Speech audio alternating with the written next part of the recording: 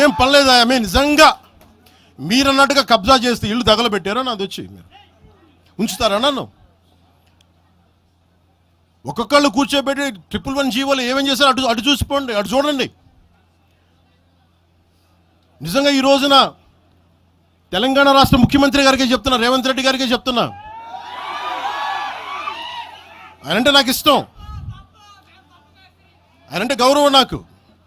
కానీ వారికే నేను చెప్తా ఉన్నా, తెలంగాణ ప్రభుత్వానికే చెప్తున్నా, పవన్ కళ్యాణ్ కనుక ఆ చెరువుని మీరు ఒక చెరువును ఆక్యుపై చేసుకున్నాడంటే సంతోషంగా చెప్తున్నా, ఈ రోజున తెలంగాణ ప్రభుత్వానికి రాసి ఇచ్చేస్తున్నారు. అలాగే